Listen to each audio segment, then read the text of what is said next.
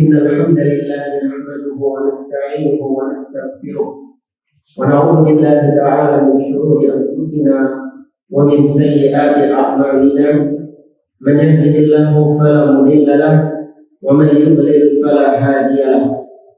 وأشهد أن لا إله إلا الله وحده لا شريك له وأشهد أن محمدا عبده ورسوله. يا أيها الذين آمنوا اتقوا الله حق تقاته ولا تموتن إلا وأنتم مسلمون. يا أيها الناس اتقوا ربكم الذي خلقكم من نفس واحدة وخلق منها زوجها وبث منهما رجالا كثيرا ونساء واتقوا الله الذي تساءلون به والأرحام إن الله كان عليكم رقيبا. يا أيها الذين آمنوا اتقوا الله وقولوا قولا سديدا يصلح لكم أعمالكم ويغفر لكم ذنوبكم ومن يطع الله ورسوله فقد فاز فوزا عظيما. أما بعد فإن أصدق الحديث كتاب الله وخير الهدي هدي محمد صلى الله عليه وسلم وشر الأمور محدثاتها وكل محدثة بدعة وكل بدعة ضلالة وكل ضلالة في النار. معاشر المسلمين ikhwani fillah rahimani wa rahimakumullah. Alhamdulillah, segala puji bagi Allah Subhanahu wa taala yang karena limpahan nikmat dan taufiknya kita dimudahkan oleh Allah untuk melaksanakan ketaatan kepadanya, melaksanakan ibadah kepadanya, dan juga karena nikmat dan pertolongan dari Allah Subhanahu wa taala kita dimudahkan oleh Allah untuk berkumpul di majelis ini, duduk bersama sembari kita menunggu datangnya waktu Isya, kita mempelajari firman Allah Subhanahu wa taala dan juga sabda Nabi sallallahu alaihi wasallam dan ucapan-ucapan emas dari para ulama yang semoga duduknya kita di majelis ini semakin menambah keilmuan kita, semakin menambah ketakwaan kita di sisi Allah Subhanahu wa taala. Innahu waliyyu dzalika wal qadiru alaihi. Setelah pada pertemuan yang lalu kita membahas kitab Al-Qawaid Al-Arba atau empat kaidah mengenal kesyirikan oleh Syekh Muhammad bin Abdul Wahhab rahimahullah ta'ala, dan telah selesai kitab tersebut di pertemuan kita yang terakhir. Maka pada pertemuan malam hari ini dan seterusnya insyaallah kita akan mengkaji kitab yang baru yang berjudul Nawaqidul Islam, yang berjudul Nawaqid al-Islam atau pembatal keislaman, yang ditulis oleh sama pengarangnya dari kitab sebelumnya, Syekh Muhammad bin Abdul Wahhab At-Tamimi An-Najdi rahimahullah ta'ala. Di antara alasan kenapa kita memilih kitab ini dan kenapa kita lebih memilih kitab yang ditulis oleh Syekh Muhammad bin Abdul Wahhab rahimahullah, alasannya yang pertama adalah suhulul ibarah, karena mudahnya bahasa yang disampaikan oleh beliau, yang dipahami oleh orang-orang yang mungkin baru belajar Islam atau yang mungkin baru belajar bahasa Arab. Itu ketika membaca kitab-kitab karya Syekh Muhammad bin Abdul Wahhab itu mudah untuk dicerna, mudah untuk dipahami. Ya, kemudian yang kedua adalah al-ikhtisar, yaitu ringkasnya tulisan yang disampaikan oleh Syekh Muhammad bin Abdul Wahhab rahimahullah ta'ala. Ya, rata-rata karya-karya beliau itu bukan kitab-kitab yang berjilid-jilid, ya, yang tebal, tidak. Ya, karya beliau kebanyakan adalah berisi kutai atau kitab-kitab yang kecil, namun syarat dengan faedah-faedah dan pelajaran-pelajaran berharga yang kalau disyarah oleh para ulama itu sangat luas sekali syarahnya. Ini menunjukkan tentang kedalaman ilmu beliau, yaitu Syekh Muhammad bin Abdul Wahhab rahimahullah ta'ala rahmatan wasi'ah. Nah, di antara dua karya beliau adalah kitab ini, Nawaqidul Islam atau pembatal keislaman. Ada banyak syarah ya penjelasan dari kitab ini. Banyak sekali para ulama-ulama mensyarah kitab ini, baik dari kalangan Ahlus Sunnah dan juga dari kalangan Khawarij. Ya, dari kalangan Ahlus Sunnah dan juga dari kalangan Khawarij. Ada kita membaca beberapa syarah dari kalangan Khawarij. Dari ulama-ulama mereka itu juga menggunakan kitab ini, namun isinya ya tentang akidah-akidah Khawarij yang berkaitan dengan takfir. Ya, vonis kafir kepada individu-individu kaum muslimin dan vonis kafir kepada penguasa kaum muslimin.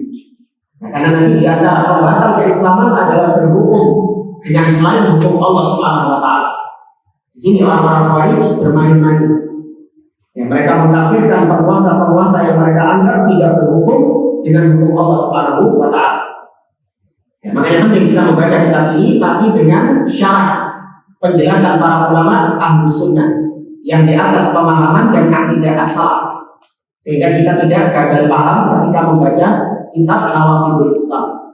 Kalau kita cuma baca matanya saja, itu besar kemungkinan kita akan menjadi seorang yang berpemahaman at-takfir, yang gemar mengkafirkan kaum muslimin tanpa hak. Ya, tapi kalau kita membaca syarah penjelasan dari para ulama Ahlus Sunnah, maka ini kitab yang bagus sebenarnya. Ya, kitab yang berisi tentang hal-hal yang bisa membatalkan keislaman seseorang. Nah, ini termasuk di antara akidah kita. Karena banyak orang-orang di luar sana mengatakan Muslim itu selamanya sampai kapanpun dia akan Islam terus. Gak boleh ada namanya pengkafiran kepada kaum muslimin. Gak boleh seorang Muslim itu dikafirkan keluar dari Islam. Ada orang-orang yang gak mau mengkafirkan. Ada kelompok yang justru gemar mengkafirkan. Paham ya jemaah ya? Ada orang-orang kelompok yang gak mau mengkafirkan sama sekali. Ada seorang muslim yang bagaimanapun akidahnya, kesyirikannya, rusaknya dia, muslim dia gak boleh dikafir-kafirkan. Sebaliknya ada orang-orang yang gemar mengkafirkan saudaranya tanpa hak. Yang benar itu yang mana? Yang mengkafirkan atau tidak mengkafirkan? Pertengahan. Yang pertengahan. Ada namanya pengkafiran, ada. Yang terpuji itu adalah mengkafirkan dengan hak. Itu ada. Allah mengkafirkan manusia di dalam Al-Quran. Nabi SAW juga mengkafirkan. Para ulama-ulama dari zaman ke zaman juga memberikan vonis kafir. Itu ada. Tapi harus dengan hak. Dengan petunjuk, dengan bukti yang nyata, dengan dalil. Ini terpuji pengkafiran seperti ini. Adapun yang tercela adalah at-takfir bi ghairi haq, yaitu memvonis kafir tanpa hak.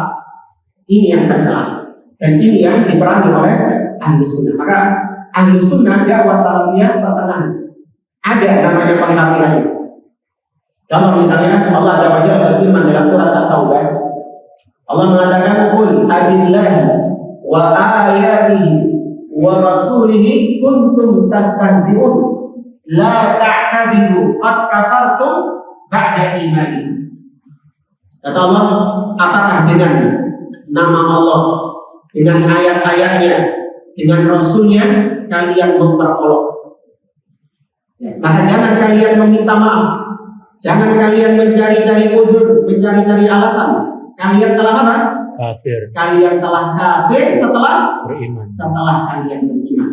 Ada namanya orang yang kafir setelah beriman, itu ada. Bahkan para ulama, semua kitab-kitab fikih ada namanya babur riddah, bab tentang kemurtadan. Ya, bahwasanya ada seorang itu yang murtad setelah dia beriman. Nah, namun pembahasan ini, kitab ini lebih kepada preventif, tindakan preventif terhadap diri kita. Jangan sampai kita jatuh ke dalam pembatal-pembatal keislaman berikutnya. Bukan dalam rangka untuk memvonis orang lain bukan. Ya, sekali lagi kitab ini ditekankan untuk apa? Untuk kewaspadaan diri kita. Itu yang lebih ditekankan. Baru kemudian dalam rangka memvonis orang lain, nah ini nanti untuk perincian lagi. Ya butuh perincian lagi. Jadi nanti jangan terus belajar kitab ini jadi pendekar takfir, keluar kafir semua di ponis kafir tidak. Nah, ini untuk kehati-hatian diri kita. Dan di antara ulama yang menulis syarah dari kitab Nawaqidul Islam adalah Syekh Shalih bin Fauzan Al-Fauzan juga menulis. Tapi sangat ringkas sekali, sekitar 30 atau 40 halaman. Itu pun juga tulisannya gede-gede. Demikian juga Syekh Abdul Aziz bin Baz rahimahullah juga menulis syarah tentang Nawaqidul Islam. Kemudian juga di antara ulama Ahlus Sunnah seperti yang kontemporer sekarang Syekh Abdul Aziz Ar-Rayis. Ini yang paling tebalnya.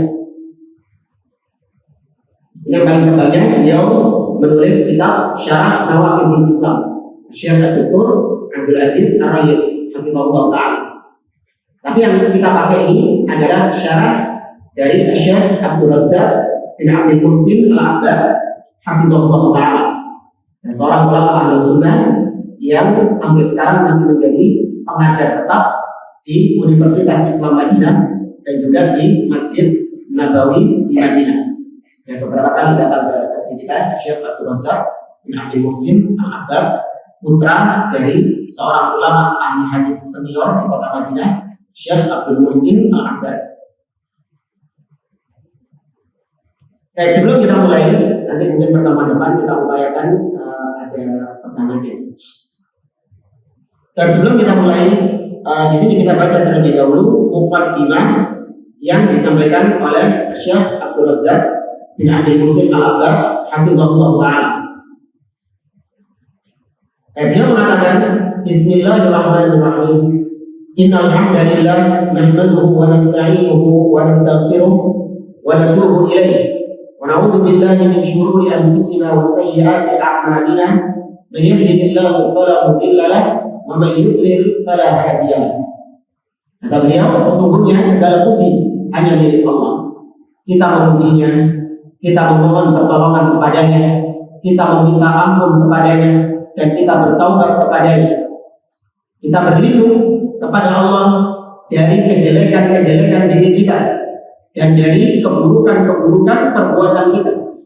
Barang siapa yang Allah berikan petunjuk, maka tidak ada satupun yang bisa menyesatkannya. Dan barang siapa yang dia sesatkan, maka tidak ada yang bisa memberikannya petunjuk. Wa asyhadu an la ilaha illallah wahdahu la syarika lah. Dan aku bersaksi bahwa tidak ada sesembahan yang hak untuk disembah kecuali Allah, yang tidak ada sekutu baginya. Wa asyhadu anna Muhammadan abduhu wa rasuluh sallallahu wasallam alaihi wa ala alihi wa ashabihi ajma'in. Dan aku bersaksi bahwa Muhammad sallallahu alaihi wasallam adalah hamba dan utusannya. Amma ba'du. Fa hadza ta'liqun mukhtasarun li risalatin qayyimatin lil Imam al-Muslih al-Mujaddid Syekh al-Islam Muhammad ibn Abdul Wahhab rahimahullah ta'ala. Kata beliau, ini adalah komentar ringkas, ya, syarah yang ringkas, karena sekitar 50-an lembar, 50-an halaman.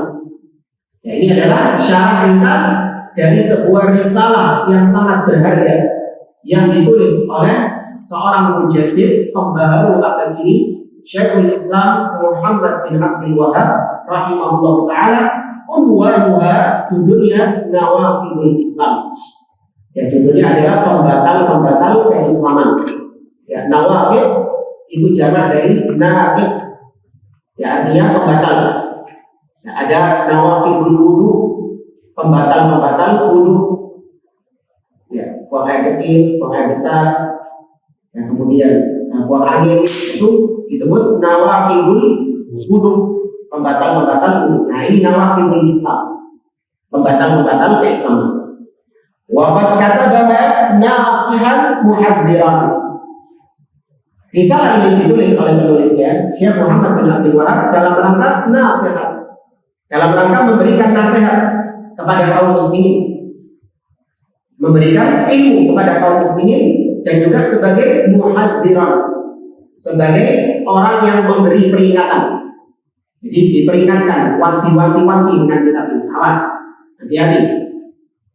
Jangan sampai kalian jatuh dalam salah satu dari 10 perkara ini. Padahal pembatal keislaman itu cuma 10 dong atau lebih? Lebih. Tapi di sini cuma disebutkan 10 karena ini yang paling banyak terjadi dan yang paling umum terjadi. Nah, yang paling banyak dan paling umum terjadi. Ada selain itu banyak pembatal-pembatal keislaman. Mana yang paling banyak yang terjadi dan hampir kebanyakan menganggapnya remeh. 10 hal ini. Makanya dijelaskan oleh beliau.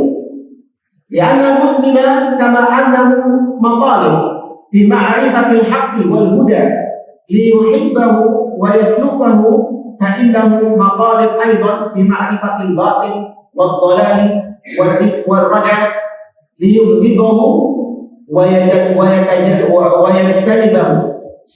Kata beliau, sesungguhnya seorang muslim sebagaimana dia dituntut untuk mengenal kebenaran. Seorang muslim dituntut untuk mengenal jalan petunjuk. Ya, dia belajar tentang kebenaran agar dia cinta dengan kebenaran itu dan agar dia tempuh jalan kebenaran itu. Ya enggak? Kita disuruh itu kan? Kita disuruh untuk mengenal kebenaran. Apakah cukup kita disuruh untuk mengenal kebenaran? Tidak. Kita juga harus dituntut atau kita dituntut untuk mengenal kebatilan. Yang mengenal kebatilan dan kesesatan untuk kita jauhi dan kita benci. Wallahu subhanahu wa ta'ala bayyana fil Qur'ani sabilal mu'minin wa sabilal mujrimin. Dan kalau kita perhatikan di dalam Al-Quran, Allah subhanahu wa ta'ala menjelaskan di dalam Al-Quran jalannya orang-orang yang beriman dan juga jalannya orang-orang yang tidak beriman. Kita baca surat Al-Fatihah misalnya, ihdinas siratal mustaqim. Tunjukkan kepada kami jalan yang lurus. Apa jalan yang lurus itu? Siratal ladzina an'amta 'alaihim. Jalannya orang-orang yang kau beri petunjuk atas mereka. Kau beri kenikmatan atas mereka. Cukup? Nah, cuma satu ini jalan yang Allah tunjukkan? Tidak. Lawannya juga ghairil maghdubi 'alaihim waladdallin. Bukan jalannya orang-orang yang kau murkai dan yang tersesat. Allah mengatakan dalam surat Al-Balad, wa hadainahu najdain, dan kami berikan kepada manusia petunjuk kepada 2 jalan. Kami berikan petunjuk ke jalan kebenaran, tapi juga kami berikan petunjuk untuk hati-hati dari jalan kesesatan. Ya. Wa a'malal mu'minin wa a'malal mujrimin.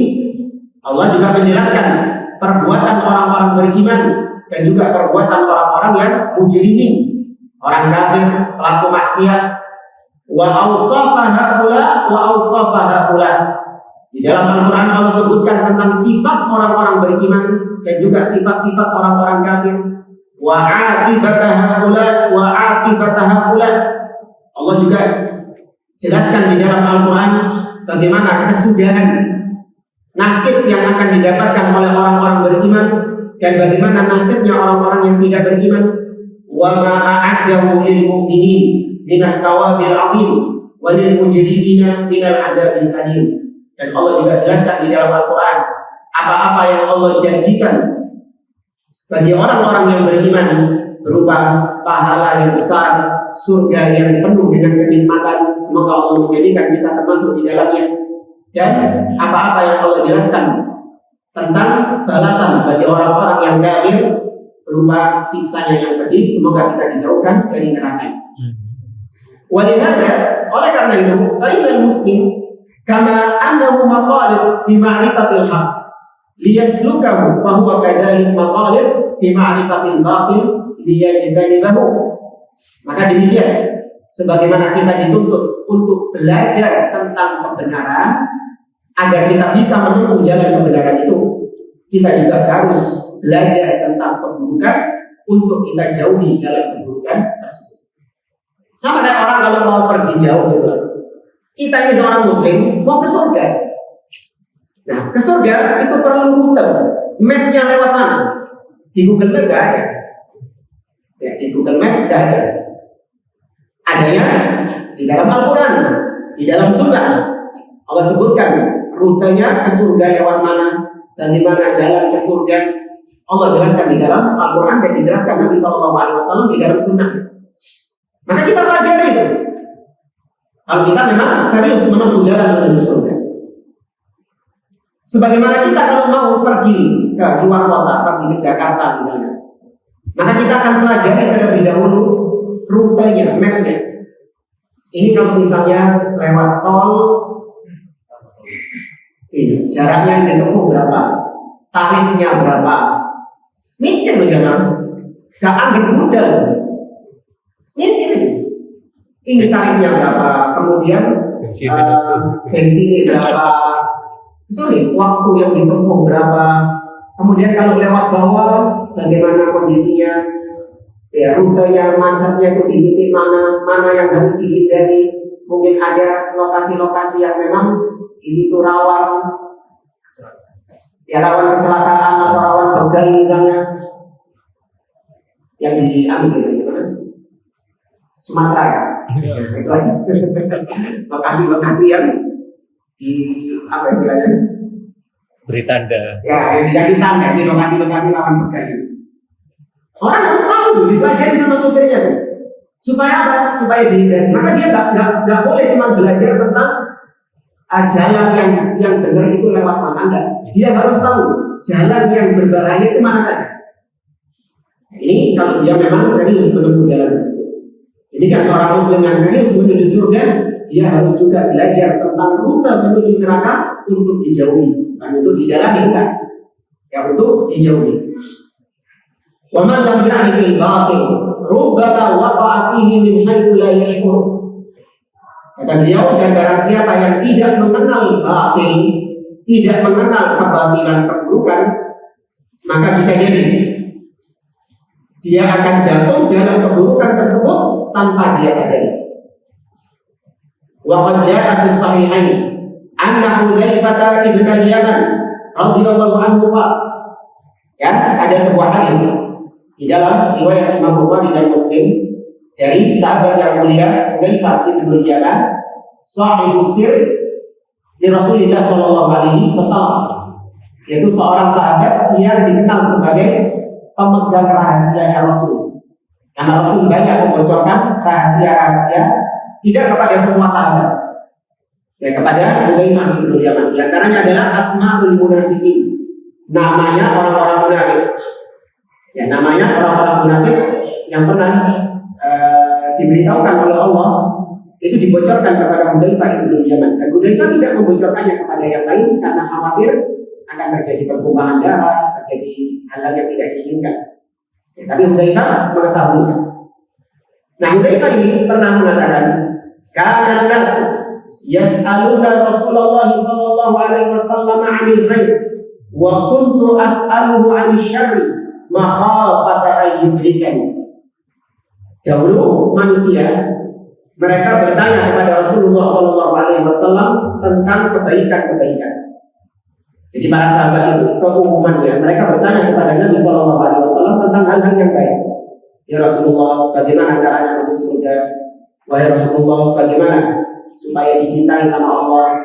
Wahai Rasulullah, bagaimana supaya rumah tangga kita harmonis, supaya kita hidupnya terhindar dari bahaya dan seterusnya. Pokoknya tanya-tanya tentang yang baik-baik. Wa kuntu as'aluhu 'anil syarr. Tapi aku, kata Hudzaifah, aku seringnya bertanya kepada Nabi SAW tentang yang jelek-jelek, yang buruk-buruk. Kenapa? Makhafata ayyudrikani. Karena aku khawatir keburukan itu menimpa diri. Ya, ini diantara kecerdasan atau keistimewaan Hudzaifah bin Yaman. Waqatil, dan dikatakan seorang penyair pernah berkata, "Araftu syarra la lisyarri, lakin litawafi."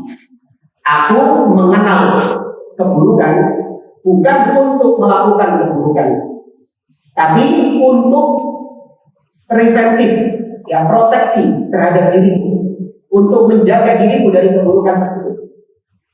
Wa man lam ya'rif asy-syarra minan nas yaqau fihi. Barang siapa yang tidak mengenal keburukan dari manusia, maka dia akan terjatuh dalam keburukan tersebut. Ini bukan cuma perkara-perkara agama. Ya, masalah-masalah dunia misalnya, Kita harus tahu tentang keburukan-keburukan. Mana makanan-makanan yang jelek, yang tidak layak untuk kita makan, minuman-minuman yang buruk, yang tidak layak untuk kita makan. Ya, kita belajar hal tersebut untuk kita hindari. Ini bukan kaidah dalam masalah agama, tapi juga masalah dunia juga. Wa qila aidan, dan dikatakan juga kaifa yattaqi man la yadri ma yattaqi. Dikatakan bagaimana kau berlindung dari apa-apa yang tidak kau ketahui, kenapa kau berlindung darinya? Maksudnya kita ini berlindung dari apa kalau kita nggak tahu tentang ilmunya? Ya, maka kita pelajari terlebih dahulu, baru kemudian kita lakukan tindakan-tindakan preventif. Ai kaifa yattaqil muharramat wa yajtanibul munkarat wa huwa la ya'rifuha. Bagaimana bisa kau berlindung, mencegah dirimu dari perkara-perkara yang haram, menjauhkan dirimu dari perkara-perkara yang munkar, padahal kau sendiri nggak tahu apa itu yang haram dan apa itu yang munkar. Semua muslim mengatakan, apakah kau bermaksiat? Oh enggak, saya nggak mau yang maksiat.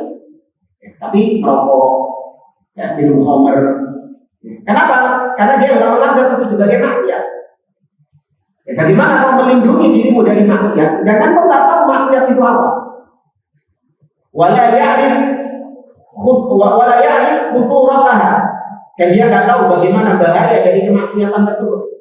Wala ya'riful uqubat allati waradat fi nususis syar'i muhadziratan minha, dan dia juga tidak mengetahui apa akibat-akibat dari kemungkaran-kemungkaran dan dari keharaman-keharaman yang telah disebutkan di dalam nas-nas yang syar'i. Allah Azza wa Jalla amarna bi intiqa'i syirki wal kufri wal batil wal dhalal. Allah memerintahkan kita untuk menjaga diri kita, menghindarkan diri kita dari kesyirikan, kekufuran, kebatilan, kesesatan. Wala yatasanna lil 'abdi ittiqa'u dzalik illa ba'da an ya'rifahu.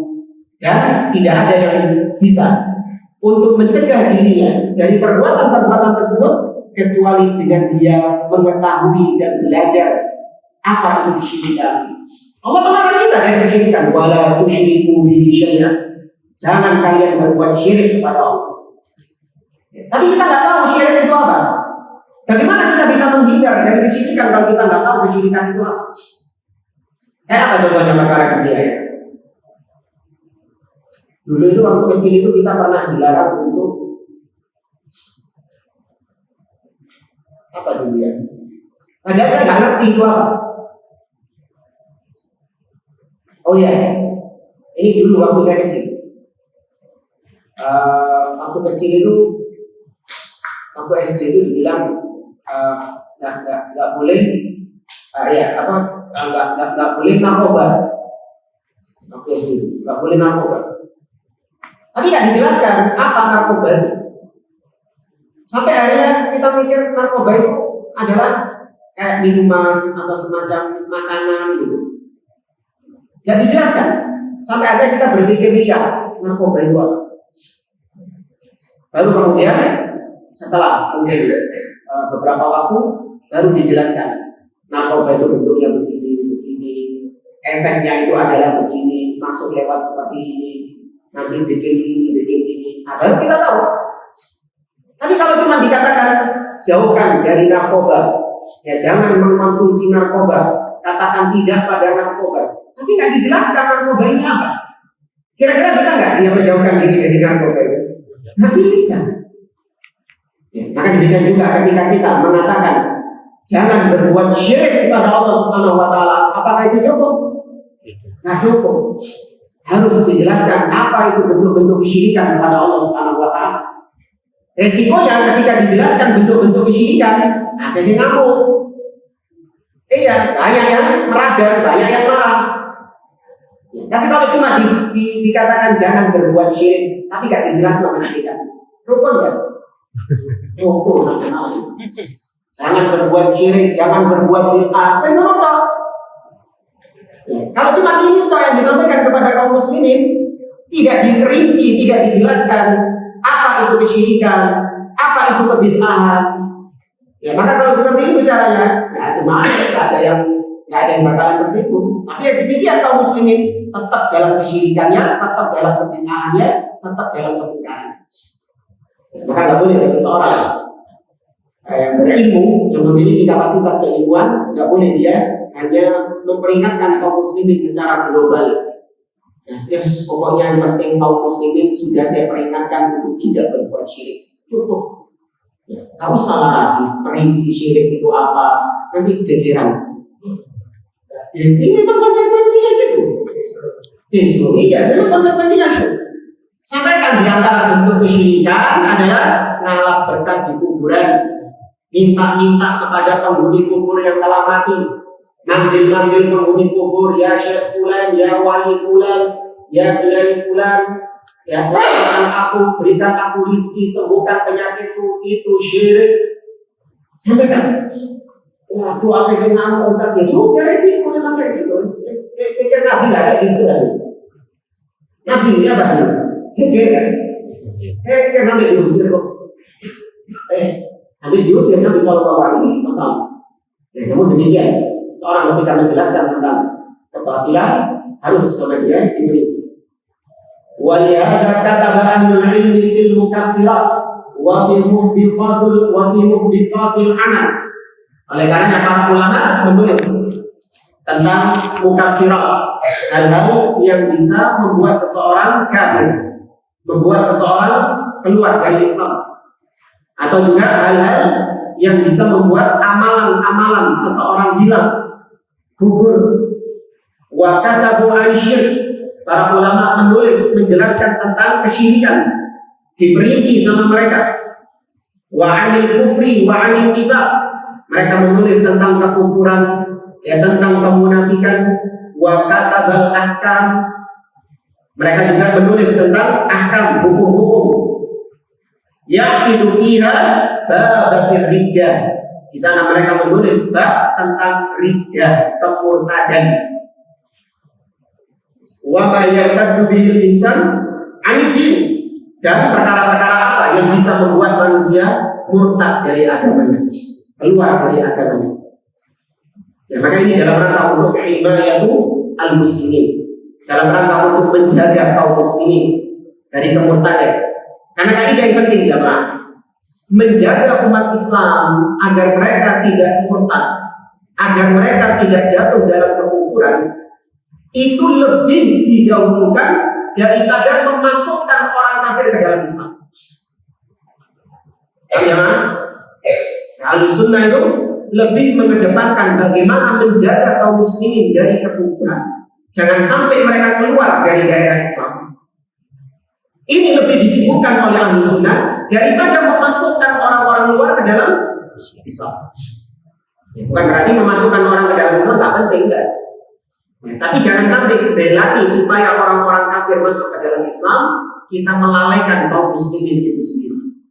Karena kita gitu juga gitu. Orang-orang mengatakan Ahlussunnah, Salafi, mereka itu kerasnya kepada sesama muslim. Tapi orang-orang kafir jarang dikerasi sama mereka.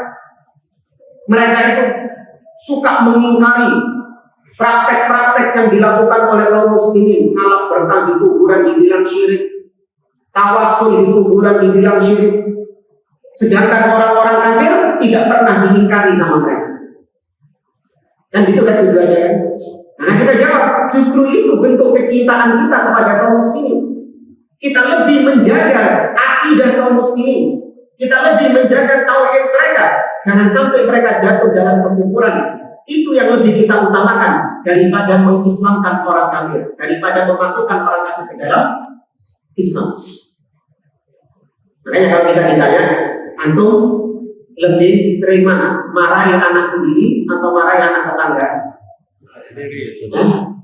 Berarti antum lebih sayang sama anak tetangga? Enggak. Ya, menunjukkan antum lebih sayang kepada anak sendiri daripada anak tetangga. Maka demikian juga, kenapa kita ini kok seringnya gasak kaum muslimin? Ya, yang sering kita tahdir, yang sering kita sikap, justru kebanyakan kaum muslimin atau orang kafir? Kaum muslimin kebanyakan. Kekufuran mereka. Itu sekali lagi justru itu menjadi tanda betapa kita sangat mencintai kaum muslimin dan sangat menginginkan kebaikan kepada kaum muslimin agar mereka itu tidak jatuh dalam kekufuran, tidak jatuh dalam kesyirikan. Ya. Namun demikian, ahli bid'ah menuduh kita keras kepada sesama muslim, lemah lembut kepada orang-orang kafir. Katanya tidak, kita lebih sayang kepada kaum muslimin. Wa kadzalika katabal aqaida usitat fiha hadhil masail. Demikian juga para ulama menulis kitab-kitab akidah. Wa kadzalika kutubul aqaid. Demikian juga kitab-kitab akidah usitat fiha hadhil masail.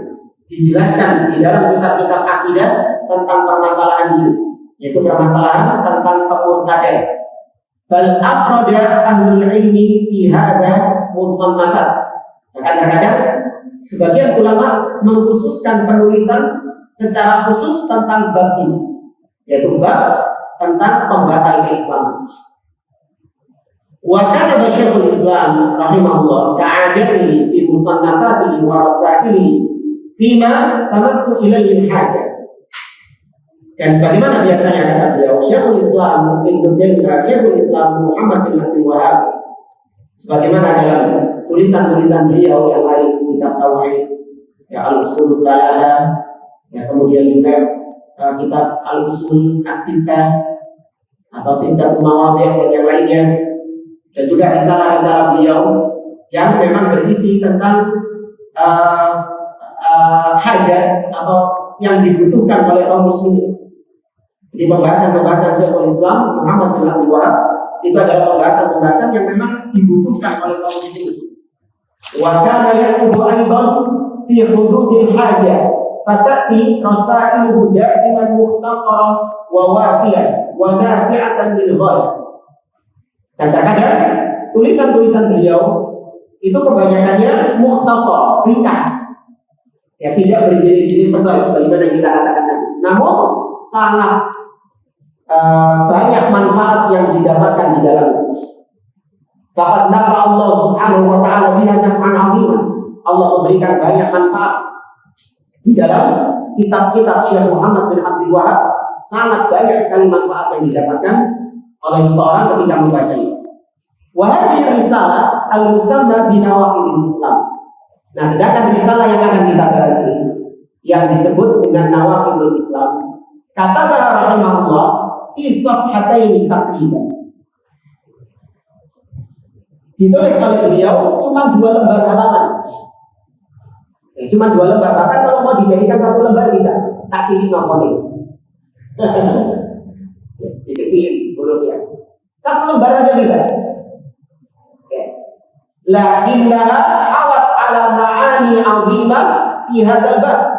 Namun meskipun cuma 2 lembar, namun bermuatan sangat banyak sekali faedah-faedah, sangat banyak sekali pelajaran-pelajaran di dalamnya. Khususnya dalam bab ini, yaitu bab pembatal keislaman. Ala ahammi ma yanbaghi an yu'raf. Ya, di mana sangat ini merupakan perkara yang sangat penting untuk diketahui. Fadzakara asyrata nawaqid. Di dalam kitab ini disebutkan sekitar 10 pembatal keislaman. Wa dzakarahu laisa lil hasad. Nah, ini tadi kita singgung. Disebutkan 10 bukan dalam rangka membatasi. Walakinnahu dzakara ummahatin nawaqid. Namun 10 ini adalah ummahat, adalah pokok atau pangkal dari pembatal-pembatal keislaman, induk dari pembatal-pembatal keislaman. Wa ma tarji'u ilaihi nawaqidul ukhra allati lam tudkar. Nah, semua pembatal keislaman yang tidak disebutkan selain 10 ini, itu kembalinya nanti kepada 10 ini ujung-ujungnya. Jadi yang 10 ini seakan-akan seperti fondasi, di mana semua pembatal keislaman itu baliknya ke salah satu dari 10 ini. Wa yumkin aidan an tarji' ila arba'ati nawaqid. Kalau mau diringkaskan lagi, kata beliau, kekufuran atau pembatal keislaman itu kembalinya kepada 4 pembatal saja. Yang pertama, an-naqidul awal ma yantaqidu bihi din mimma yata'allaq bil qulub. Yang pertama, kalau mau diringkas, pembatal keislaman itu kembali kepada apa-apa yang berkaitan dengan hati. Ya, apa-apa yang berkaitan dengan hati. Wa an-naqidul tsani ma yantaqidu bihi din mimma yata'allaq bil aqwal. Ada juga pembatal keislaman yang kaitannya dengan lisan, dengan ucapan. Kalau tadi dengan hati, keyakinan. Ma yantaqidu al-athalith ma yantaqidu bihi din mimma yata'allaq bil af'al. Yang ketiga, apa-apa yang bisa membatalkan keislaman yang berkaitan dengan perbuatan. Ya, dengan perbuatan. An-naqidur rabi' intiqadud din bisyak. Sedangkan yang keempat, kata beliau, yaitu pembatal keislaman berupa keraguan. Ya, ragu, syak. 3 menit. Ya. Maka kata beliau 4 ini pembatal keislaman kalau mau diringkaskan lagi, yaitu yang berkaitan dengan hati, ucapan, perbuatan, dan keraguan-keraguan kata beliau. Wa hadzal mawdu' tamassul hajah li ma'rifatiha liyakuna al-muslimu minha ala hadari. Pembahasan ini itu sangat penting sekali, sangat dibutuhkan sekali oleh seorang muslim. Wajib seorang muslim untuk mengetahui hal ini, ya, supaya seorang muslim itu menjadi sesosok yang waspada, yang berhati-hati terhadap perkara-perkara yang bisa membatalkan keislamannya. Bukan bermudah-mudahan. Ya, ada sebagian orang yang justru bermudah-mudahan dalam masalah pembatal keislaman. Enggak boleh. Wa bada rahimahullah risalatahu bi qawlihi i'lam anna nawaqidul islam asbata nawaqid kama sayati. Baik, nanti ada pembahasan matanya ini. Beliau sudah menyinggung matanya.